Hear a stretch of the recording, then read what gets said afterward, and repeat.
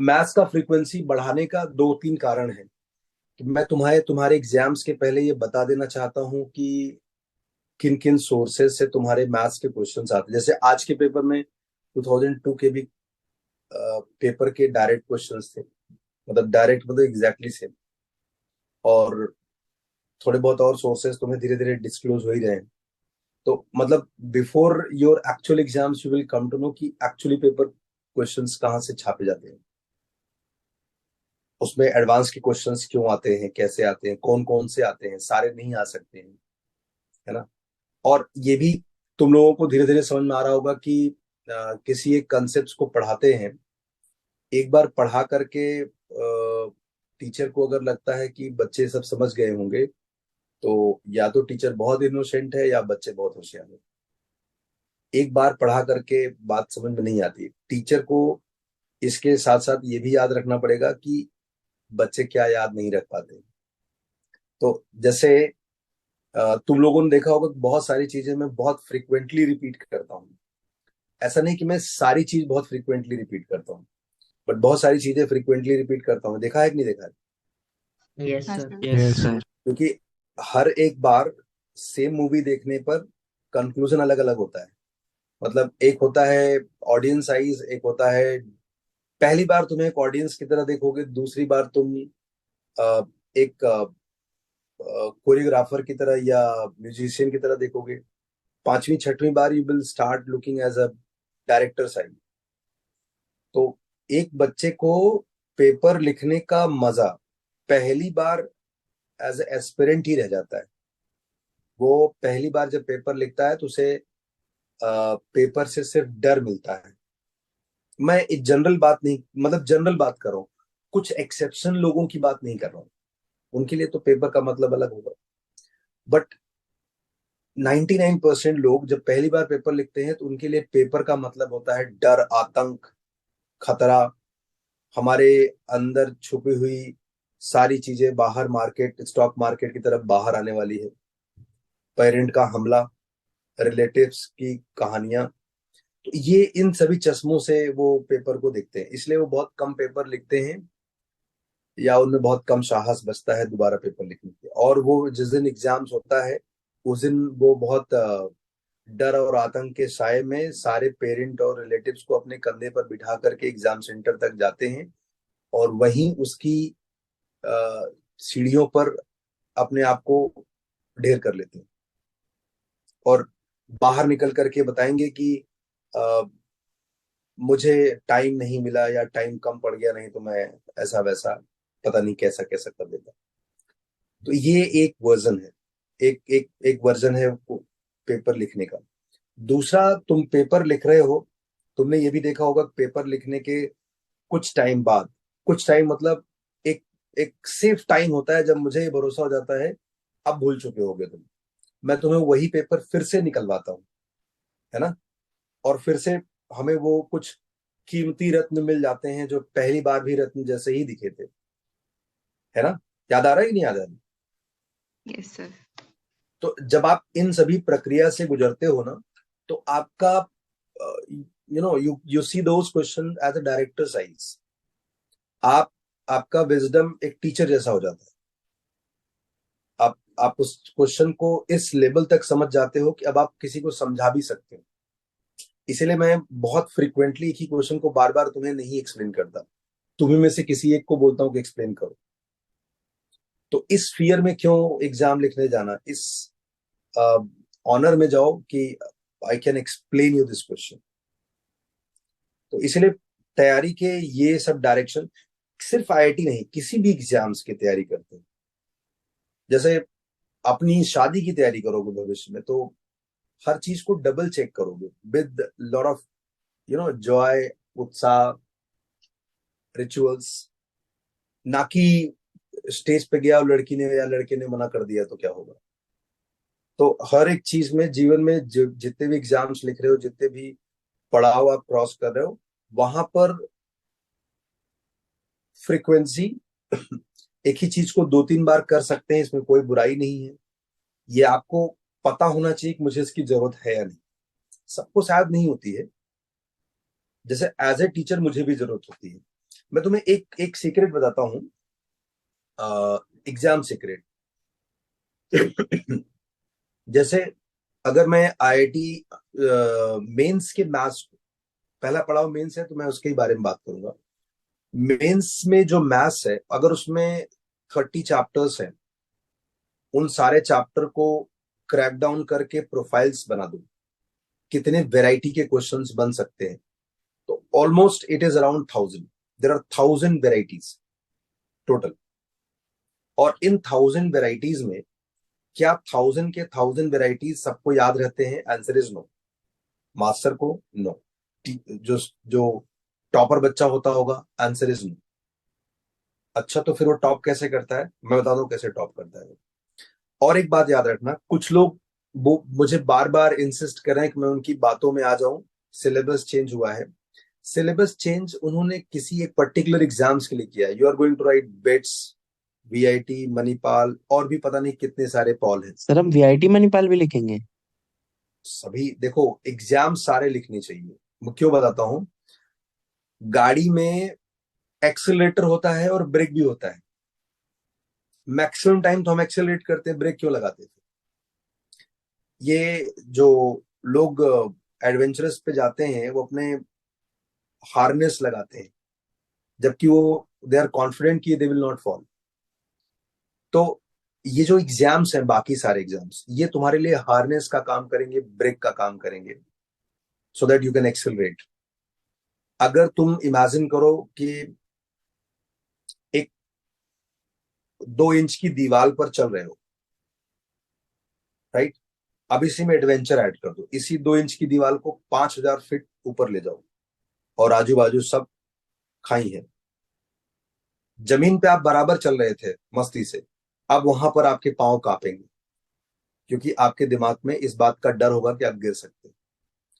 तो जब आप केवल एक ही एग्जाम्स लिखोगे, तो वो 5000 फीट पे 2 इंच के रास्ते पे चलने जैसा होगा। लेकिन अगर आप बहुत सारे एग्जाम्स लिखोगे, तो आपको पता है कि आपका साल खराब नहीं होगा, आपके पास बहुत सारे बैकअप है। You can freely enjoy your actual targeted paper. Understood?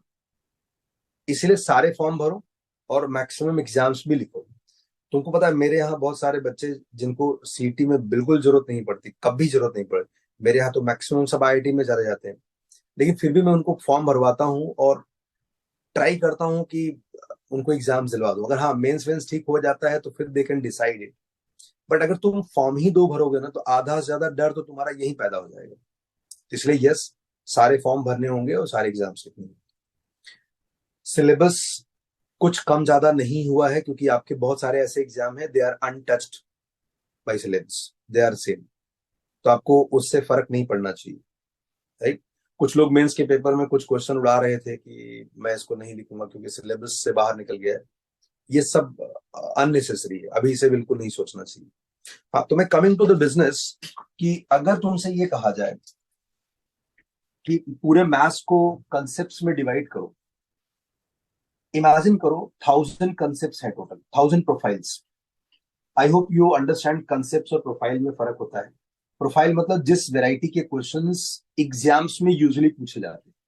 अगर आप क्वाड्रेटिक इक्वेशन किसी भी चैप्टर का नाम लोगे ना, तो मतलब उसमें कंसेप्ट कुछ 8 ही 10 होते हैं। प्रोफाइलिंग मतलब इस टाइप में ऐसा चेंज वैसा चेंज करके, this is how they create profiles. एक जो, अगर तुम मेंस के पेपर को देखो, पिछले 10 साल के पेपर को अगर मैं मेंस के उठा के देखूं, उन सारे प्रोफाइल्स को ऐड करूं, तो they are not more than 200 to 250 out of those 1000। I am telling you, I mean it. और एक गरीब बच्चा, एकेडमिकली गरीब, वो 200 से 250 प्रोफाइल आराम से कैरी कर सकता है। फिर गरीब कहाँ है? ये अभी हम तुम लोग देख रहे हैं। वो आराम से 200 से 250 प्रोफाइल कैरी कर सकता है। मेरी आवाज आ रही सबको अच्छे से? Yes sir. Yes yes sir. Okay.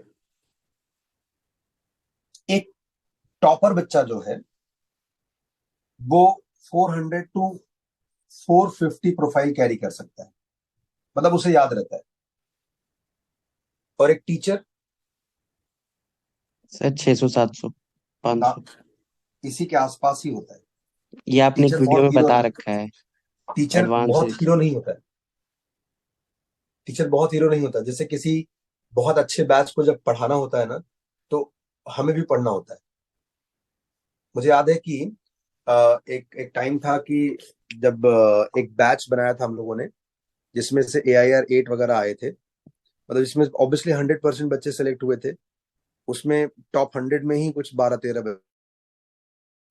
तो मुझे याद है कि मेरी वाइफ बोलती थी कि भाई तुम पिछले 20 साल से पढ़ा रहे हो, बच्चे वही तो मतलब जेई की तैयारी कर रहे हैं ना, तुम अगले दिन जाते हो और तुम्हें खुद पढ़ना पड़ता है। अब मुझे कैसे बता दूं कि प्रॉब्लम ये होता है, मुझे सब थोड़ा याद रहता है। सब याद होता तो मैं उससे लड़ाई में नहीं जीत जाता हर बार। मुझे पुराना टॉपिक ही याद नहीं रहता है। तो ये याद रखना कि ये टीचर की कैपेसिटी, हमें भी अच्छे बैचेस को पढ़ाने के लिए पढ़ना पड़ता है। और इसमें कोई मतलब पढ़ना तो हमेशा अच्छी चीज है। I believe that I am very good student if I am teacher. तो ये बंदा गरीब क्यों है मालूम है? ये बंदा गरीब इसलिए है कि इसको इस बात का ज्ञान नहीं है। इसको ये पता ही नहीं है कि इतने की ही जरूरत है, इसलिए वो गरीब है। और ये इतना रिजिड और स्टबन है कि ये किसी की बात भी नहीं मानेगा, इसीलिए गरीब है वो। तो अगर कोई बच्चा जो पेपर लिखता है मेंस का, वो इस चश्मे से लिखे कि मैं ये 200 से 250 जो प्रोफाइल है, इनको मुझे इकट्ठा करना है, ट्रस्ट मी, वो बच्चा यहां से यहां तक जंप कर सकता है। मतलब वो पेपर सिर्फ इसलिए नहीं लिख रहा कि पेपर दिया गया और मेरी आज बेइज्जती शेड्यूल्ड है और इसे सरेआम हो जाएगी सब मार्क्स के साथ। अगर वो इस चश्मे से लिखेगा, वो हमेशा इसी स्लॉट में गरीब बना रहेगा। वो गरीब नहीं है, बस उसे इस बात का ज्ञान नहीं है कि वो गरीब है कि नहीं। It is as good as जैसे तुमने बहुत सारे पैसे कमाए और किसी जगह छुपा के रख दिए, अब आप भूल गए हो। ये इसलिए गरीब। तो जो बच्चे पेपर लिख रहे हैं उनमें ये स्मार्टनेस जरूरी है। पहली, आप पेपर लिखने का मकसद ह्यूमिलिएशन नहीं है। पेपर लिखने का मकसद है ये जान जाना कि वो कौन से प्रोफाइल। तुमने आज भी पेपर लिखा था, क्या तुम मुझे एक टॉपिक का नाम बता सकते हो जो पिछले कई टेस्ट से 100% एक क्वेश्चन आता है, जो मैं आज तुम्हें रिपीट भी करवाया, फिर से लिख के भेजो मुझे। Grammar rule, yes sir, yes matrices sir. का। Yes, sir. Yes sir. मतलब बहुत फ्रीक्वेंटली पूछा जाता है। वेक्टर इक्वेशन, है ना? यस मतलब after writing so many papers, आपको ये पता है कि there are few things they are permanent, आते ही हैं। एक तरफ आपको ये पता चल जाना, दूसरी तरफ आपको ये पता चल जाना कि रिलेटिव्स को पता चल गया कि आपके मार्क्स खराब आ रहे हैं। बढ़िया चश्मा कौन सा है सोचो। तो अगर तुम्हें ये पता चल जाए कि इतना पता चलने से मेरा काम हो जाएगा, बहुत ही शानदार काम, नहीं मतलब ढिंडोरा पिट जाएगा, सबको मालूम चल जाएगा कि मैं कौन हूं, वो उस डायरेक्शन में सोचना। और एक डायरेक्शन वो है कि मेरा मार्क्स कम आएगा तो क्या होगा। इसलिए बहुत जरूरी है कि you have to identify this part. Second part जो मैं हर बार रिपीट करता हूं, you should identify what is happening in first 10 minute and last 10 minutes. या इन शॉर्ट, हम लोग पूरे टाइम को 3 इक्वल पार्ट्स में डिवाइड करते हैं, 20-20-20 मिनट्स। और 25 क्वेश्चन सॉल्व करना है तो 8-8-8 क्वेश्चन तीनों पार्ट में डिवाइड कर देते हैं। और पेपर के बाद ये जरूर आइडेंटिफाई करें कि कौन सा वाला 20 मिनट्स कम प्रोडक्टिव था, फिर उसके लिए काम करें। नहीं तो आप 1 घंटे करने के बाद ही आइडेंटिफाई करते हो कि मुझसे 25 नहीं हुए या मुझसे 15 नहीं हुए। तो इसे छोटे छोटे स्लॉट्स में डिवाइड करोगे, जैसे क्रिकेट में लोग करते हैं ना, 15 ओवर में इतना बनाना है, 20 में इतना बनाना है। तो उनके लिए ना ट्रैक करना आसान है, उसको रिपेयर करना भी आसान है, बिकॉज पूरा टाइम खत्म नहीं हो गया उनके लिए। ये बहुत जरूरी है। और मतलब एक बात ये समझ लो, कुछ लोग अभी कुछ बच्चे पेरेंट्स से बड़े परेशान है, मतलब अभी कल ही संडे को मैं कुछ बच्चों से मिल रहा था, तो उनकी शिकायत थी कि पेरेंट हमारे पीछे लगे हुए हैं, जीना हराम करके रखा है।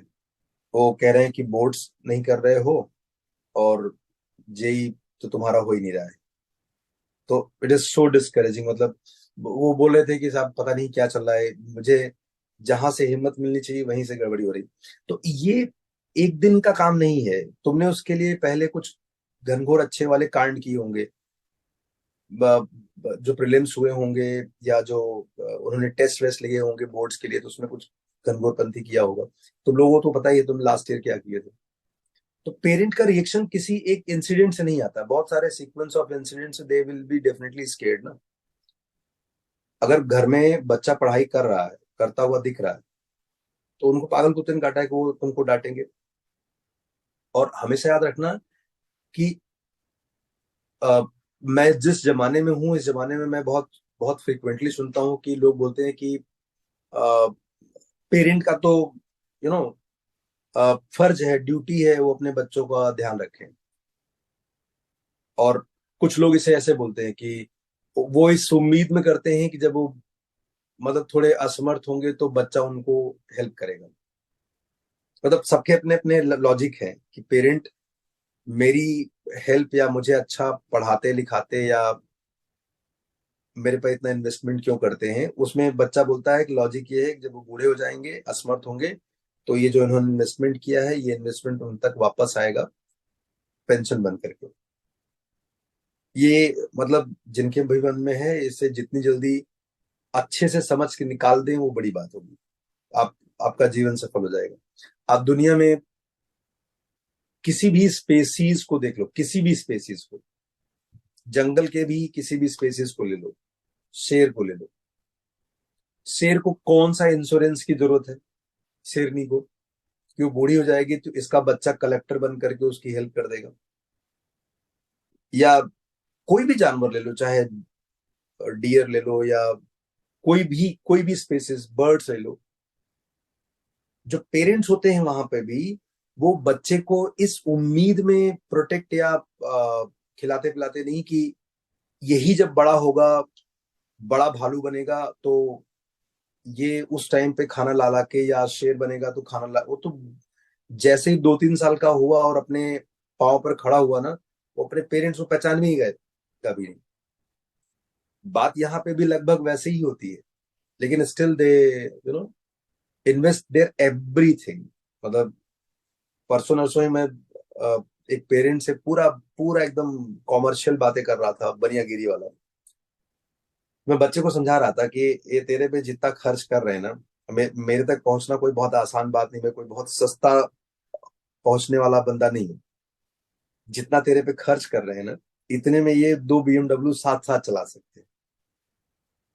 और तुम बड़े होकर के हीरो बन के लैम्बोर्गिनी में घूमोगे, तो ये मत समझ लेना कि इन्होंने फर्ज निभाया या इन्होंने इसलिए इन्वेस्टमेंट किया कि तुमसे इनको बढ़िया रिटर्न मिल जाएगा। तो ये सब पेरेंट अगर घर में आपको कुछ बोलते हैं ना, उनका सच में बहुत सेल्फलेस आइडिया होता है कि उनको दिख जाता है ना कि दे आर एक्सपीरियंस्ड। वो भी तुम्हारे जैसे पैदा होते ही पेरेंट थोड़े थे वो, तो दे हैव वो पूरी जर्नी जी करके आए, उनको पता है कि इसके रिपरकशन क्या हो सकते हैं। इसलिए कभी भी ना उनको बहुत रूडली या आउटराइटली रिजेक्ट मत कर दो उनके ओपिनियंस को। वहां पर सच में कुछ ना कुछ वैल्यू होती है, कुछ ना कुछ बहुत वैल्यू होती है। I am just telling you, उनको डिस्काउंट नहीं कर सकते आप। तो अगर आपको घर में इस टाइप का कुछ सिचुएशन होता है, तो उसे मतलब इंस्टेड ऑफ बल प्रयोग करो या झगड़ा कर करके या कुछ रूडली बात करके खत्म करने की कोशिश करो। ये इससे एनवायरनमेंट और पॉल्यूट होगा। और इसको अच्छा करने का तरीका ये है कि आप उसके सोर्स को पकड़ो, जड़ में जाओ, क्या दिक्कत हो रही है, मेरे किस बिहेवियर की वजह से पेरेंट्स का ये रिएक्शन आ रहा है। और तुम्हें मैं बता दिया कि वो कितना सेल्फलेस है, तो उसमें कोई इंटेंशन, कोई मतलब malign is the not right even, मतलब वर्ड भी नहीं बना उनके लिए। कोई इंटेंशन नहीं है उनका, कोई गलत इंटेंशन हो ही नहीं सकता है। तो आपको पता करना पड़ेगा कि क्या रीजन है और क्या सुधार हो सकता है उसका। नहीं पता कर सकते हो तो किसी से बात करके पता कर लो, वो बता देगा। तो एटलीस्ट घर में एनवायरनमेंट बहुत अच्छा करो। तुम्हारे ही बैच का एक बच्चा कल मुझे फोन करके बोला कि मेरी तबीयत खराब हो गई है, मेरा बहुत नुकसान हो रहा है, मुझे लग रहा है कि बहुत ज्यादा नुकसान हो जाएगा। तो हमने कहा, बोले पता नहीं सर, मेरा अभी मोटिवेशन चला जा रहा है। तो हमने कहा तू सोच भगवान कितना अच्छा दोस्त है तेरा। मच्छरों का, उसको डेंगू हुआ है, मैं अनमोल की बात कर रहा हूँ। हमने कहा मच्छरों ने तुम्हें अपना कस्टमर तो बना ही लिया था, तुमने उनके पूर्वजों के साथ जो भी नाइंसाफी करी होगी वो बदला लेने के लिए तैयार तो है ही है। सोचो उन्होंने ये वक्त चुना, अगर एग्जाम्स के एक हफ्ते पहले चुन लिया था होता तो बदला तुमको लेना ही था। क्रांति भर भर के बैठी है उनमें। तो you should always be happy कि ठीक है बीमार हुए, आपका 2-4 दिन नुकसान होगा, बट क्या टाइमिंग पे बीमार हुए, at least you will be more aware now. मच्छर देख करके आपको लगेगा करे कुछ नहीं कर सकता, you will be aware. Exams के एक हफ्ते 10 दिन पहले ऐसा होता तो मतलब कितना मोटिवेशन चला जाता। तो आप एकदम दहलीज पे खड़े हो। और जितने भी एस्पिरेंट्स हैं, मैं बोलूंगा ना, तुम सब लोगों से एक ही विनती करूंगा, ये सिर्फ कहने के लिए मैं नहीं कह रहा हूं, सब लोगों से एक ही विनती करूंगा। हर एक आदमी के जीवन में ए से जेड तक पूरा पूरा स्क्रिप्ट रेडी होता है। मतलब वो पैदा होता है, उसे सफल ही होना है, ये पहले से स्क्रिप्ट रेडी है। आप आप मतलब आए हो तो you are going to do miracles in life. मतलब ये सिर्फ कहने के लिए नहीं कह रहा हूं, मैं सच में कह रहा हूं, ऐसा होता है और सबके साथ होता है। अच्छा सबके साथ होता है तो सब लोगों के पास XYG गाड़ी क्यों नहीं हो जाती है? मैं उसकी रीजन बताता हूँ। जैसे एक बच्चा पैदा होता है, अ, किसी लेट्स से जंगल में, कोई भी एक जानवर ले लो, वॉच डॉग जिसको बोलते हैं, या फिर कोई डियर ले लो। उसके पेरेंट्स होते हैं जो उसको प्रोटेक्ट करते हैं, फीड करते हैं। बट किसी दिन कोई लायन आता है और दो ही ऑप्शन है, या तो आप भाग के बच जाओगे या आप नहीं बच पाए। तो आपकी मान लीजिए 12 साल की उम्र थी, उस जानवर की लाइफ स्पैन अगर 12 साल की थी एनिमल की, अचानक किसी लायन या किसी लेपर्ड के हमले की वजह से वो 2 साल में सिमट गई। या अगर पेरेंट्स ने सच में बचा लिया, बहुत सारे लोग तो बड़े ग्रो भी करके मरते हैं, अपनी उम्र मरते हैं, तो 12 साल जी गया। तो उस जंगल के उस एनिमल से ये सीखने को मिल रहा है कि मेरी भी लाइफ में पैदा होने से लेकर के अंबानी बिरला टाटा बनने तक का सफर, टेस्ला बनने तक का सफर लिखा हुआ है। ये बीच बीच में जो लायन लेपर्ड और इन सब का हमला होता है, मतलब कितने सारे हमले पेरेंट सील्ड बन करके बचा लेते हैं।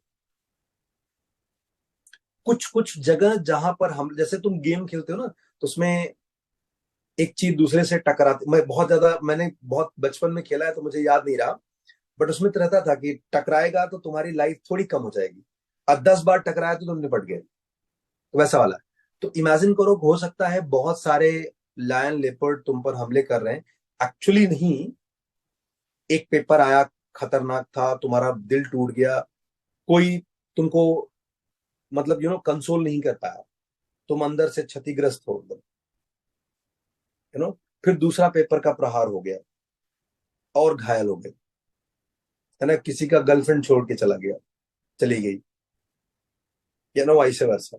तो हर हर घटना से आप घायल होते जा रहे हो। यही हो गया कि जो जो उस एनिमल का लाइफ स्पैन 12 साल का था, जो 2 साल का रह गया। तो हमारा लाइफ स्पैन तो चलो 60 साल 80 साल का रहेगा, हम मरेंगे नहीं क्योंकि हम पर डायरेक्टली कोई हमला नहीं हुआ है, लेकिन अंदर से वो पैदा होने के बाद अंबानी टेस्ला और ये सब एलन मस्क बनने का जो एक्यूमेन था, वो धीरे धीरे धीरे धीरे क्षतिग्रस्त हो, मतलब बहुत नुकसान हो रहा है वहां पर। तो इसलिए सबसे पहले उस हानि को बचाना है, अगर उस हमले से बचना है तो आपको हर रोज ये बिलीव करना पड़ेगा कि मैं पैदा हुआ हूं तो कॉन्कर करने के लिए पैदा हुआ हूं, और किसी नॉर्मल चीज के लिए नहीं लिखा है मेरे लिए। मतलब I am not meant for some normal and scheduled thing, I am meant to cruise. जब तक आप ये बोलोगे नहीं ना, तब तक आप उस हमले से आपको बचा नहीं, क्योंकि वो बहुत अदृश्य हमला है जैसे। और ये एक ऐसा हमला है जिसको का कोई शेयर होल्डर नहीं हो सकता है, राइट। और चूंकि बच्चे ऐसे परिस्थिति में बहुत वोकल भी नहीं होते, तो पेरेंट्स तक ये मैसेज भी नहीं पहुंचेगा उनका बच्चा किसी हमले का शिकार हुआ है। I am talking about test, test में होने वाले प्रॉब्लम्स, टेस्ट में होने वाले मुश्किलें। तो इस हमले से बचने का बहुत शानदार तरीका है कि आपको ये भरोसा करना होगा कि मैं ऑर्डिनरी सिटीजन नहीं हूं। आई am not meant for these nonsense schedule things. आपको ए से वो जेड पूरा रास्ता दिखना चाहिए, और रोज दिखना चाहिए। और मतलब इसको बोलते हैं जज्बा। यही चीज होता है जो मतलब आपको, अच्छे लोगों को बाकियों से अलग करता है। मैं भी रिसेंटली किसी स्टोरी को पढ़ रहा था, शायद तुम लोग भी जानते होगे। अ, एक लड़की जो, मतलब किसी ने पैदा होने के बाद, इंडिया में तो अभी क्या ही बोलेंगे, एक लड़की जिसके पैदा होने के बाद उसे किसी डस्टबिन में डाल दिया जाता है, और वहां डस्टबिन से वो ऑब्वियसली ऑर्फनेज में जाती है, अनाथ आश्रम में जाती है। आप सोचो ये कितनी बुरी बात होगी। उस लड़की को पैदा होते ही सबसे पहला माँ का आंचल या माँ का गोद नहीं मिला, माँ का दूध नहीं भी नसीब नहीं हुआ। क्या मिला? डस्टबिन। कौन आ सकते थे? जानवर आ सकते थे, वो बुरी तरीके से इंजर्ड हो सकती थी। या डस्टबिन मतलब कोई जगह है, यहां तुम जमीन में 2 मिनट लेट जाओ तो आपको रैशेस हो जाते हैं। उस डस्टबिन में, मतलब इमेजिन करके सोचो कितना हाइजीन होता होगा उसमें। किसी भी टाइम आप इन्फेक्शन के, गंदे इन्फेक्शन के शिकार हो सकते हो, और आपकी जीवन अगले कुछ घंटों में निपट सकती है। मतलब पैदा होते ही ये पहला मुकाबला। वो लड़की किसी तरीके से ऑर्फनेज जाती है। सबसे गंदा नाइटमेयर यही होता है लाइफ में, कि आपको जब समझदारी आ जाए तो आपको मालूम चले कि आपके पास न माँ है न बाप है। मतलब आपके पास कोई नहीं है, आपका नाम भी किसी और ने रखा है। आप अपने पेरेंट्स या पेरेंटहुड या ये सब तो भूल ही जाओ। कहां से आए हो कुछ पता नहीं। Nobody is going to answer this. Imagine करके देखो, सब लोग तुम्हारे सामने ड्यूटी करते हुए दिखेंगे, कोई प्यार से प्यार नहीं करने वाला तुमसे। ये हो गया आम जिंदगी। अगर उस बच्चे को ये पता हो कि वो ए से जेड उसकी लाइफ में लिखा हुआ है, वो हर उस ड्यूटी करने वाले इंसान में अपने हिस्से का प्यार ढूंढ लेगा। और उसका फायदा ये होगा कि उस लड़की जिस ऑर्फनेज में थी, बाहर से विदेशी जोड़े आए थे जिनके पास शायद बच्चे नहीं रहे होंगे, अमेरिकन कपल थे, उनको 40-50 बच्चे दिखाए गए होंगे। उस लड़की को भरोसा था कि मैं ए से जेड जाऊंगी, इसीलिए उसमें बाकी बच्चों से ज्यादा अच्छी एनर्जी, ज्यादा अच्छा वाइब दिखा होगा उस जोड़े। एक वो होता, जो बंदा आपको सेलेक्ट करने आ रहा है ऑर्फनेज में, उसके लिए तो वहां पर कोई लेबल तो है नहीं। वो आपके पहले रिएक्शन से ही देखेगा कि मुझे ये वाला बच्चा ज्यादा क्यूट लग रहा है। उसको भविष्य नहीं दिखेगा। और तुम्हारे चेहरे की फ्रेशनेस, क्यूटनेस इस सर बात पे वहां पे भी डिपेंड करती है शक्ल कि तुम्हारे। जरूरी है। हाँ जी। वहां पे भी शक्ल अच्छी होनी जरूरी है ना। ना, बिल्कुल नहीं। अगर तुम ये सोच रहे हो तो सुष्मिता सेन ने जिन बच्चों को लिया है, मैं उनको कुरूप नहीं बोल रहा हूं, बट उनसे भी अच्छे बच्चे ऑर्फनेज में मिलते रहे होंगे। बिल्कुल ये सच नहीं है। अभी स्टोरी का आगे का पार्ट तुमने सुना नहीं। अगर बच्चे को ये शुरू से पता हो कि उसे ए से जेड तक जाना है ना, ये मॉनिटर है, ये कुछ नहीं छिपा सकता। तुम्हारी झूठ बचपन में मम्मी तुम्हारे कहने से पहले पकड़ लेती थी, क्योंकि वो ये मॉनिटर है। उस लड़की को अमेरिकन कपल अडॉप्ट करता है। सोचो, अचानक से उस लड़की का डस्टबिन से ठीक ठाक फैमिली में जाने का रास्ता बन गया। अमेरिकन कपल उसे अपने पास अमेरिका ले जाता है। ऑब्वियसली अच्छी लाइफ मिली होगी, अच्छी जिंदगी मिली होगी। उन्होंने ये नहीं सोचा कि अगर वो इंडिया में होती तो पहले ही शिकार हो चुकी है, तो लड़की होने का और नुकसान उसके आगे उम्र के हर फेजेस में मिलता। हर जगह वो किसी न किसी कारण से डिस्काउंट कर दी जाती। आई एम टॉकिंग अबाउट, ये 40 साल पहले की कहानी। वो अमेरिका गई, वहां के पेरेंट थोड़े ज्यादा एलिवेटेड रहे होंगे, 100%।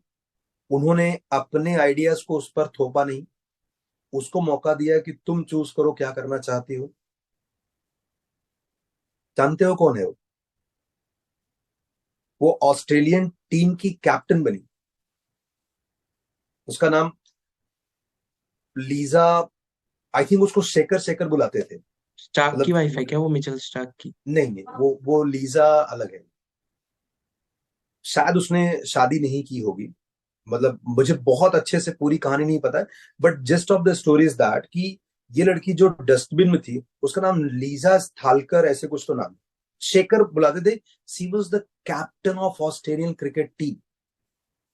2000, जब सचिन रिटायर हुआ था उसके आसपास की ही बात है। आई थिंक सर ये पुणे 2011। की थी, पुणे की थी ना? हाँ, पुणे के ही, yes correct. She was found in dustbin in Pune. तो आई एम सेइंग ना कि अगर जिस, उसका क्या नाम है, पूरा क्या नाम है, लीजा। मैं थालेकर। प्रोनाउंस नहीं कर पा रहा, थालेकर है हाँ क्या मतलब है? मैं भी ऐसे ही कुछ था। अ, मतलब मेरे को हमेशा कुछ ऐसी स्टोरीज हैं जो बहुत रोमांचित कर देती हैं, और जो ये बता देती हैं कि भाई साहब, तुम्हारा भविष्य कोई बाहरी डिसाइड नहीं करेगा, तुम्हारे अंदर समंदर होना चाहिए। जब तक तुम्हारे अंदर वो समंदर नहीं होगा, आप इस छोटे छोटे अदृश्य हमलों से बच ही नहीं पाओगे।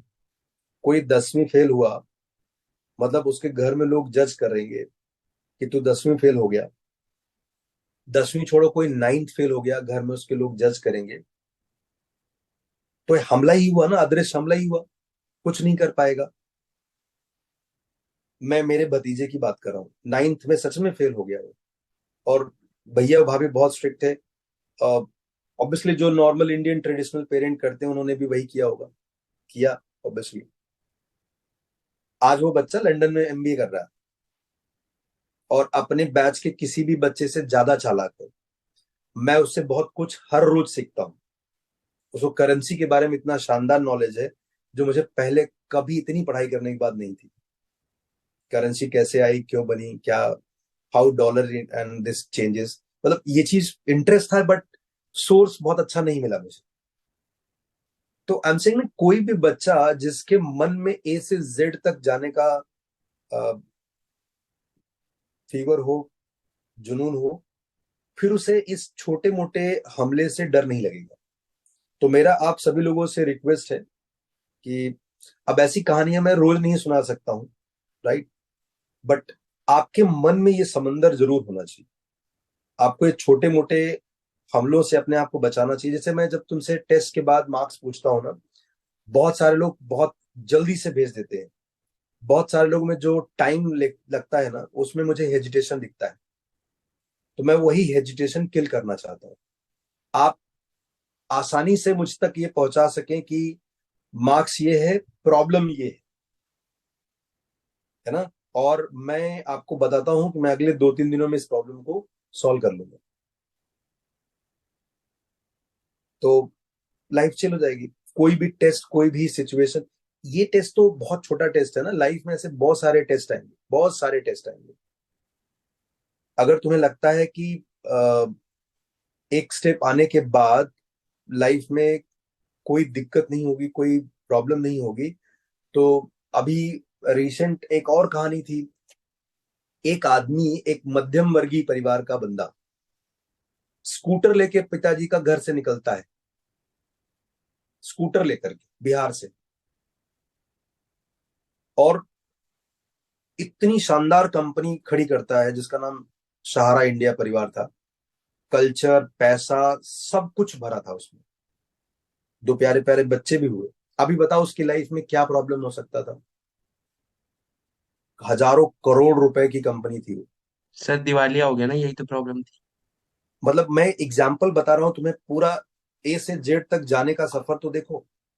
जब वो बंदा मेरे बचपन में कहीं पे उसका चैनल था, उसका एयरलाइन था, उसका न्यूज़पेपर था which was way better than other news contemporary newspapers. उसके ऑफिसेस में अलग ही स्मेल होती थी, फ्रेग्रेंस होती थी, हर चीज में इंश्योरेंस का भी नंबर था। 1। इंडिया की जर्सी पे भी था वो।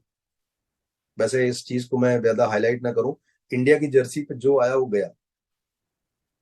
पिछले 25 सालों में देख लो, वोडाफोन भी आया था एक बार। तो मतलब एग्जाम्पल दे रहा हूं कि अभी रिसेंटली एक टेक कंपनी भी आई थी और गई। तो आई एम सेइंग ना कि ये एक स्टारडम था। उसकी लाइफ में क्या कमी थी? सब कुछ था। जिस चीज पे उंगली रखता हो सब मिल जाता उसे। दो प्यारे प्यारे बच्चे हुए जिनकी धूमधाम से शादी करी। एक साथ एक ही मंडप में शादी हुई थी, हाँ लड़की अलग अलग थी। पूरा बॉलीवुड, मतलब इंडिया में जिन जिन लोगों को उन्होंने इनवाइट किया होगा ना, वो उसे इनविटेशन कम आदेश ज्यादा समझते थे। मतलब उस बंदे की लाइफ में लगभग लोग, बड़े जितने भी सेलिब्रिटी थे सब उसके पॉकेट में थे। इतना पावर था उस बंदे में, और इतना रुतबा था। क्या स्मार्ट डैशिंग दिखता था। किसी ने सोचा होगा कि जिस दिन वो मरेगा उसके बच्चे किसी दूसरी कंट्री में बैठे होंगे, अंतिम संस्कार तक नहीं पहुंचेंगे। मतलब जिस बंदे ने पूरे जीवन, धन, वैभव, समृद्धि सब खरीदा, क्या बचा आखिरी पलों में उस बच्चों के हाथ में? मजबूरी। ये सही है कुछ न कुछ अ, नीतिगत तरीके से, कानूनी मतलब तौर से हो सकता है कुछ ऐसा काम किया हो जो सही ना हो। मुझे बिल्कुल आइडिया नहीं है कि वो क्या गड़बड़ हुआ था। मुझे नहीं पता कि वो क्या गड़बड़ी किया उन्होंने। लेकिन अ, इससे बुरा पनिशमेंट क्या हो सकता है? आपके अपने ही आखिरी पलों में जब आपको पता चल जाए कि आप अगले कुछ घंटों में यहां से चले जाओगे, और आपके अपने ही ना आ पाए, आपके लाडले ना आ पाए, तो ये भी एक लाइफ है। बट हाँ, उन्होंने 75 साल अच्छे से जिया, बहुत अच्छे से जिया। लास्ट के कुछ साल उनके खराब गए। तो पनिशमेंट जो उन्होंने गलती की थी, पनिशमेंट भी यही मिली उनको। सारा फैसला यही हुआ उनके लिए। बट फिर भी मैं बोलूंगा कि उनकी जर्नी के कुछ अ, शुरुआती दिन बहुत बहुत बहुत इंस्पिरेशनल है। He comes from very small village of Bihar, Araria से आते थे। Basically he was Bengali, but उनकी फैमिली वहां पर रहती थी। तो कुछ कुछ स्टोरीज हैं जिनको सुन करके ना, मतलब अच्छा बुरा दोनों लगता है। अच्छा लगता है कि क्या स्कूटर लेकर के क्या प्लेन उड़ाई नो उसने। बुरा लगता है कि ये वाला जो पार्ट था ये अवॉइड हो सकता था उसकी बायोग्राफी से। तो बाहर से जब ईगल आई व्यू होता है ना, बर्ड्स आई व्यू जब होता है, तो हमें ये समझ में आता है हर स्टोरीज में। तो इसीलिए आप अपने जर्नी में भी बर्ड्स आई व्यू रखो। कम से कम हफ्ते में एक दिन तो आपके पास वो ऊपर वाला व्यू होना चाहिए कि ये चीज ठीक करने से ये बेहतर बेहतर हो सकता था। खुद के क्रिटिक इतने घनघोर मत बन जाओ कि अगले दिन आपको उठना भी बुरा लगे।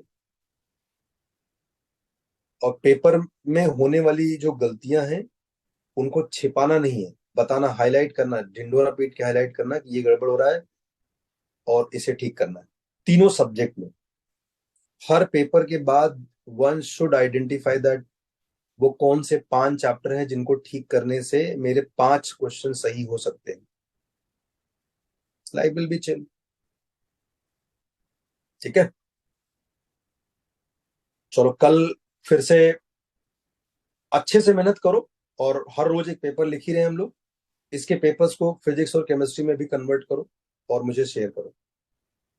सर जब तक फिजिक्स केमिस्ट्री तोड़ेंगे में नहीं। जैसे 2 घंटे नहीं चाहिए होते हैं, 1.5 घंटे में हो जाता है। तो ऐसे बाइनरी 2 सब्जेक्ट एक साथ फिर मैथ अलग देना सही है। मतलब प्रैक्टिस के लिए ठीक है। मतलब हफ्ते में आप एक पेपर तो 2 पेपर तो ऐसा दे ही रहे हो ना, जब तीनों एक साथ दे रहे हो। देखो ये बात सही है कि जितने पेपर हम लोग मैथ्स के लिख रहे हैं, इतने पेपर लिखना मुश्किल होगा। That's true. ये भी सही है कि तुम्हारे मेंस 1 के पहले लगभग तुम जितने पॉसिबल पेपर्स मेंस के हो चुके हैं वो सब खत्म हो जाएंगे, एडवांस के भी। राइट। अब इतना सारा फिजिक्स और केमिस्ट्री में शायद नहीं कर पाओगे आप, तो जितना कर सकते हो उतना कर लो। हफ्ते में कम से कम 2 पेपर ऐसा जरूर लिखो जिसमें तीनों एक साथ लिखते हो। 2 से ज्यादा भी कर सकते हो। ठीक है।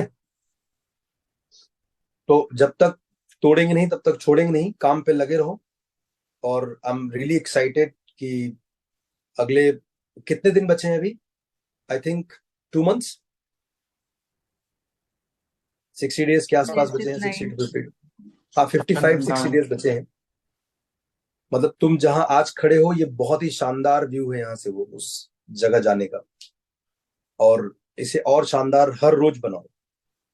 मैं आपको फिर से बोलूंगा, फिर से रिक्वेस्ट करूंगा कि आपकी लाइफ में ए से जेड तक पहुंचने का रास्ता पहले से ही बना हुआ है।